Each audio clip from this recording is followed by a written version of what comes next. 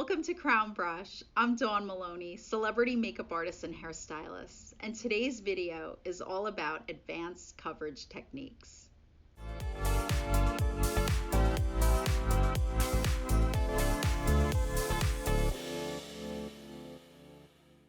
Coverage techniques are something that you truly want to master, makeup artist, because you will be using this throughout your entire career. You never know what you're going to get when it comes to the person's skin, what type of condition it's in. So being prepared, having the proper products and tools so you can cover skin properly is really important. The first part of this video is all about covering blemishes, the techniques, the products, the specific colors that you'll use to get a perfect coverage. The key to great blemish coverage is to have a smooth surface. That's something that you really want to achieve. But sometimes the person's skin does not have a smooth surface. It's a bit bumpy because of the blemishes, and that truly is impossible to cover. You will have a little bit of height in the skin, and that's okay. That's not your fault. The goal is to cover the blemish, to neutralize that color so it's smooth and perfect with the rest of the skin. Remember, makeup artists, there is a huge difference, a big difference between covering skin and neutralizing color. And in this video today, we are going to be neutralizing color. We really want the blemish area to be smooth and perfect and to melt in the rest of the skin. We're going to be using several Crown products. We're going to use the 6-color pressed powder foundation palette, the 15-color cream foundation palette, setting powder, banana powder, Crown liquid foundation, a palette and a palette knife, your large fluff brush A110, your foundation brush A103, your concealer brush A119. So let's dive into this video and start using some coverage techniques. So of course, makeup artists, before we start any type of makeup work, we have to drape our client properly. So on Valerie, I have the neck guard. I'm just placing that around and tucking that into her turtleneck. And now I'm going to put the cape around her neck. Make sure that it is nice and snug. I don't want it too tight. We never want to hurt the person, of course, and make it too tight. But the object, of course, as you guys know, is to cover the person completely so we don't get any makeup on their outfit, because perhaps this is the only piece of clothing they will be wearing that day. So we cover completely. Okay, so let's begin with our coverage techniques. So when we are covering blemishes, the first thing that we want to do is evaluate the skin, and naturally blemishes are red. So in order to cover redness or inflammation, we want to use a concealer that is yellow or beige in color. You don't want to use a pink or reddish looking concealer, because that will add more redness to the red in the skin. So always think opposite. We want to neutralize the color in the skin. So I'm going to use some yellow beigey concealer to cover up. But before I do that, let's prime the skin using a little bit of the HD Effect primer. So I'm going to put a little bit on my palette, and a little bit goes a long way. You really don't need to administer a lot of product. Just about a pea size is perfect. And then I'm going to use my foundation brush. This is the A103, and I'm just picking up this primer with the brush, and I'm just going to apply it all over the face.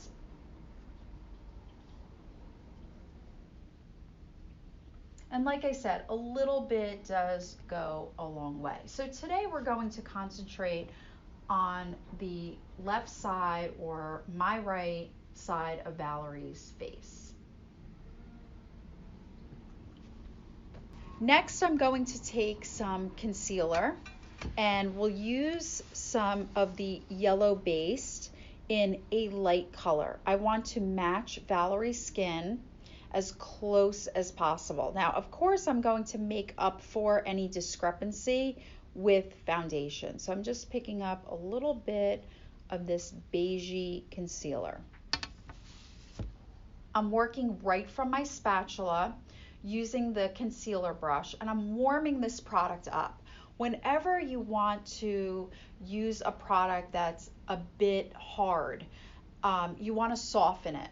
So use some friction. Friction produces heat. You want to move that product around. You could work from your spatula, your palette knife, or you can work from your palette, whatever works for you. And we're just going to go in very lightly. I'm using a very, very light hands. And right over where I see some blemish is where I'm covering. And you can see right away that this color is a little light, but I'm going to make up for that with the foundation. So if you don't have a concealer that's an exact match, you can play around with your foundation color to get that perfect color. But you can also tell, even though it's not the exact tone, it is neutralizing the red in the skin. And that is the ultimate goal, makeup artists. When you're covering anything, you want to neutralize that color, and that will cancel that color out. And this is absolutely beautiful. I love this concealer. It's very heavy. It gives a really nice consistency, and it's doing a fabulous job concealing the redness. So I'm just going over, really perfecting Valerie's skin and neutralizing those little spots. That's why it's very important, makeup artists, to use a small brush. I'm using that smaller concealer brush. Crown Brush also makes even smaller concealer brushes, so size does matter. If you're working on a little space, you want to use a smaller brush. But today, this size is perfect. It allows me to work very quickly. The larger the brush, the faster I can work as well. All right, so now we are going to cover with foundation. So I'm going to take a little bit of foundation and put it right onto my palette. So just a few pumps is just enough to cover the face. I'm using my foundation brush. This is the A103. It's probably about a medium-sized foundation brush, just so perfect for facial coverage. So I'm dipping into my foundation. I'm warming it up as well. Even though this is a liquid, I do want to produce a little bit of heat in this product and soften it up. It will just help with smoothing the foundation out on Valerie's face. I like to start at the top and work my way down because we're laying down very fine facial hair, and move downward. And like I said earlier, by using the right foundation over that concealer, even if the concealer is off just a hint, it will balance it all out. As you can see, this is giving Valerie really great coverage. It's super perfect. I'm blending downward, really smoothing out her skin. She's looking so gorgeous. And you can see that this color really covers the concealer so nicely. I'm really, really happy with my end result. And I'm patting and blending. So I'm lightly pressing that foundation into the skin.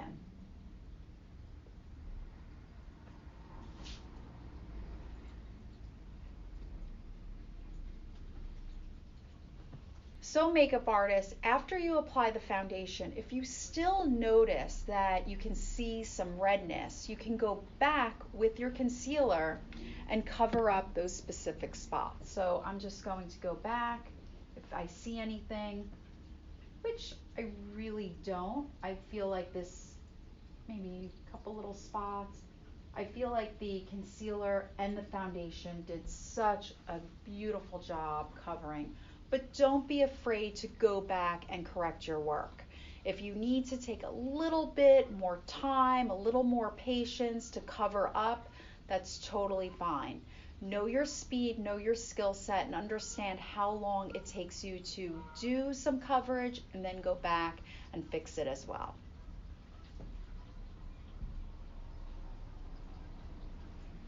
And then after I go back with the concealer, then I will go back with the foundation and blend that together. I don't want that lighter color or any concealer that's a little off. I don't want that sitting on top of my foundation. I really want to go back and blend it and just make it so beautiful and so smooth.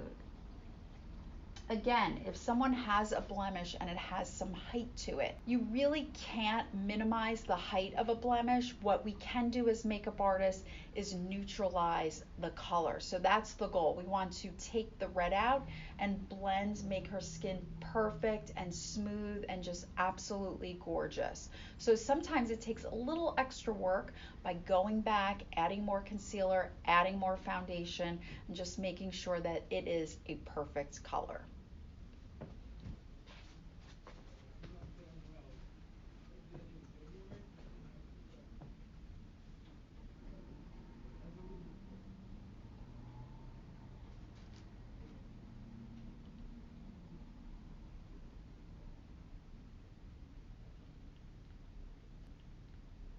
Next, we're going to set this beautiful foundation and concealer. We can use a little bit of pressed powder.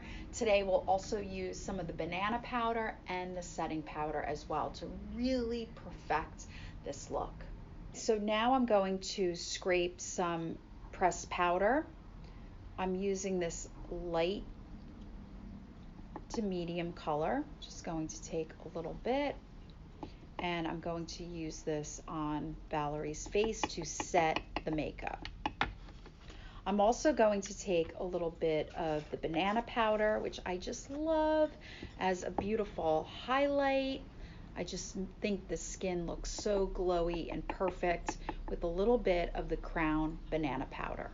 And last but not least, let's really set this makeup with some Crown setting powder. I love this transparent powder. It is completely colorless. It's perfect for all skin tones.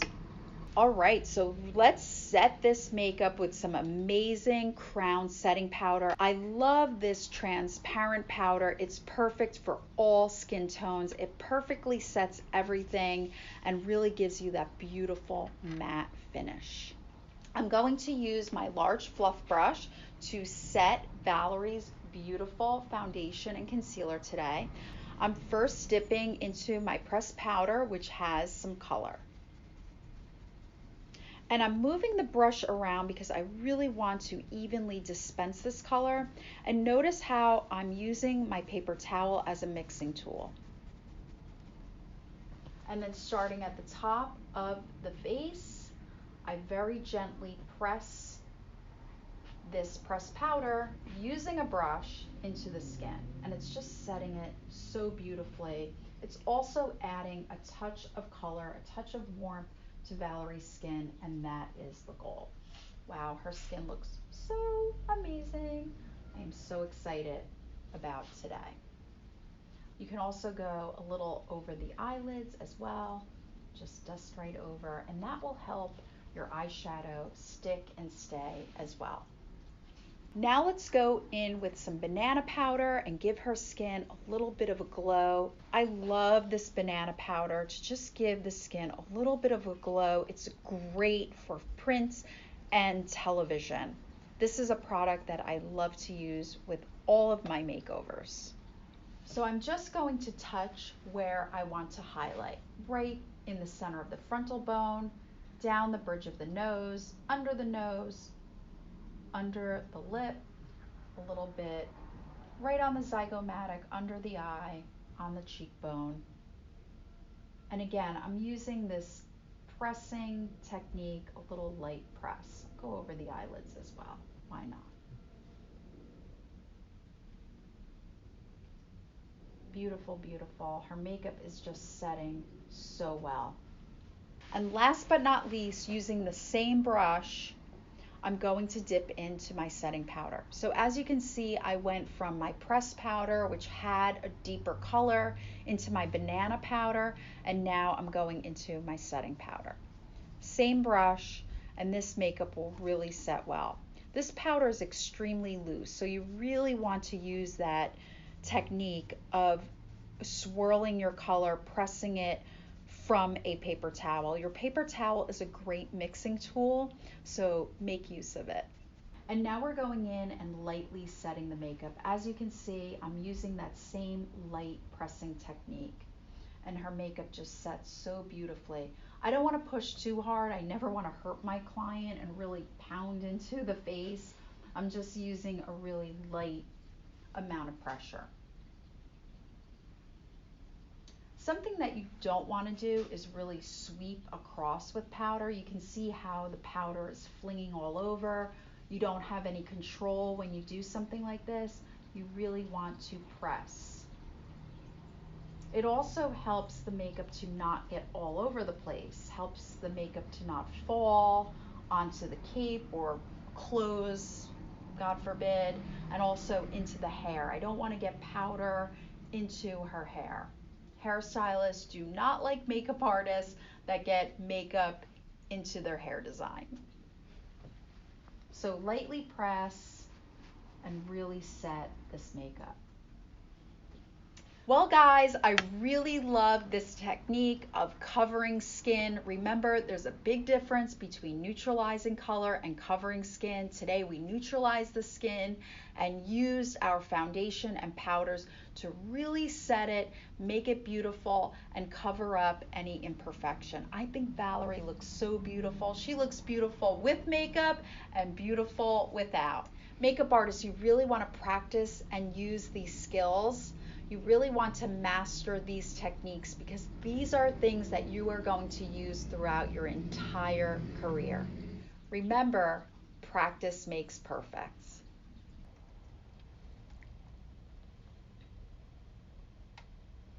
This concludes today's video on advanced coverage techniques.